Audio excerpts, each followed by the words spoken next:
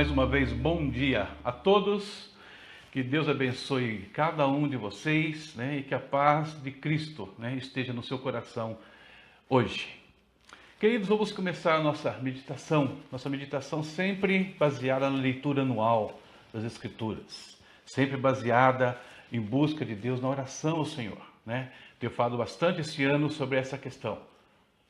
Orar, buscar a Deus, ler a palavra. Nós precisamos resgatar alguns valores dia a dia a mais da nossa vida, né?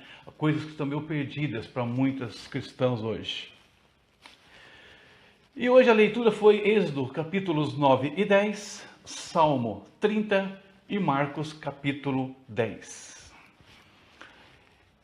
E nessa leitura nós percebemos que as últimas pragas estavam sendo derramadas sobre o Egito. E quando a última acontecesse, né, Israel seria tirado do Egito de uma vez para sempre, para nunca mais voltar. Né? Foram longos anos, sendo que nos últimos séculos eles tinham sido duramente oprimidos. Mas agora, quando chegasse a última praga, em um dia, essa história ia mudar. Depois nós vemos Jesus falando pela terceira vez, né? Diz o texto, Jesus falando com os apóstolos sobre os eventos que iam acontecer com ele em Jerusalém. A morte, a humilhação, o escárnio, a crucificação.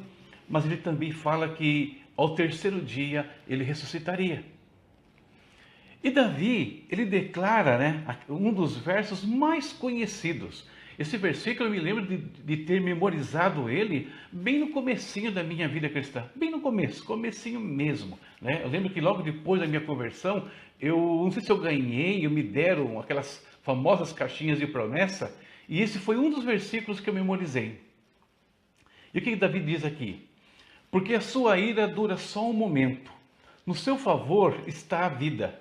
O choro pode durar uma noite, mas a alegria vem pela manhã. A maioria dos cristãos conhece apenas a segunda parte do versículo. O choro pode durar uma noite, mas a alegria vem pela manhã. Porém, a primeira parte do texto revela ainda mais a graça de Deus.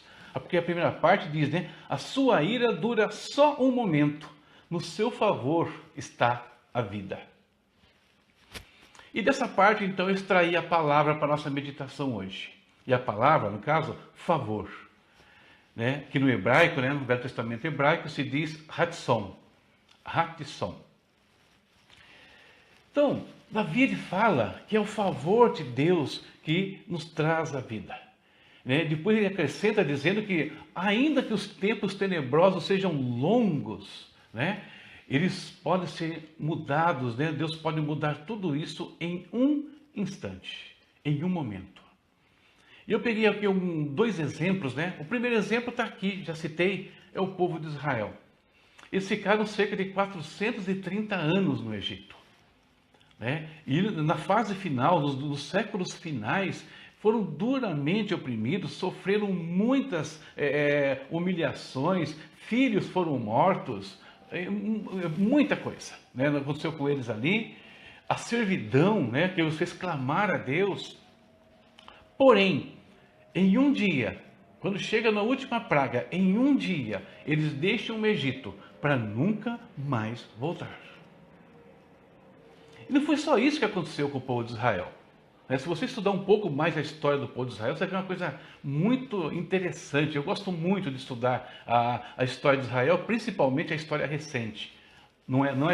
Aqui nós não temos na Bíblia, né? Você tem que depender dos livros de história, dos jornais, documentários e por aí afora. E nessa história recente de Israel, né, a gente percebe que ela começa depois do ano 70, quando então os romanos destroem o templo, Jerusalém, destroem, né, a cidade de Jerusalém, e os judeus ficam quase 2000 anos fora da sua terra. E aí, aí sabemos que aconteceu o Holocausto, sabemos de perseguições na Espanha, Portugal, diversos países na Europa que expulsaram os judeus daqui para lá o tempo todo, mesmo o Brasil participou disso. Porém, no dia 16 de maio de 1948, em um dia, às 16 horas, para ser mais precisamente, foi criado o Estado de Israel, que, aliás, completa este ano 70 anos, né, de criação. E um dia Deus mudou 2000 anos de história. E um dia Deus mudou 400 anos que eles ficaram dentro do Egito. E Jesus aqui, né, ele fala, né, sobre a sua morte. A morte de Jesus, que ela estava desenhada já desde o Éden. Né? Quando a gente lê ali o capítulo 3, a gente já vê que Satanás ele ia, né, morder o calcanhar, ou seja, Jesus ia sofrer afrontas, humilhações aqui. Porém, ele sabia que chegaria esse tempo, que ele ia passar por tudo isso, mas ele sabia também que Deus o ressuscitaria em glória. Num instante, ele seria ressuscitado. E tudo isso viraria passado. Então, as palavras de Davi, né, a situação de Israel aqui, a vida de Jesus Cristo, são coisas que deixam muito claro que nós passaremos por aflições enquanto estivermos nesse mundo e enquanto desejarmos viver uma vida plena diante de Deus, uma vida segundo os mandamentos de Deus. Nós sofreremos aflições, sofreremos retaliações. Isso é inegável. Né? Qualquer coisa que pregue, qualquer ensino que vá contra isso, está contrariando as Escrituras, né? no caso. E é verdade também que as aflições, elas variam de pessoa para pessoa. Por quê? Cada um tem uma coisa que mais aflige. Para alguns, a situação financeira é um drama, para outros não. Para alguns, o confrontar as tentações desse mundo é muito difícil. Outros já passam mais suave por isso, não tem tanta dificuldade. Ou seja, cada um vai ser provado, vai ser tentado às vezes de uma forma diferente. Vai passar por aflições e provações de uma forma diferente. Até porque Deus tem propósitos e planos diferentes para cada um dos seus filhos. Mas a verdade é que ninguém vai passar por aqui incólume. Né? Todos sofreremos aflições deste mundo. Não é à toa que Jesus, né, chama o caminho dele de a porta estreita. Quando eu me converti, se falava muito nisso, né? Porta estreita, porta estreita, porta estreita. Hoje a gente não vê falar muito nisso hoje. Né? Então, queridos, só que tem um outro lado da moeda.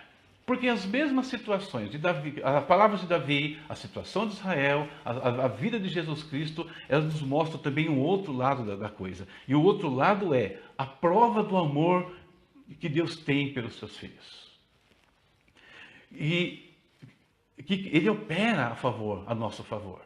E quando Deus opera a nosso favor, não importa o tempo da aflição, não importa o tamanho do problema. Ele é poderoso para mudar a nossa sorte em um instante. E quando eu falo sobre isso, eu gosto de lembrar também da história de José.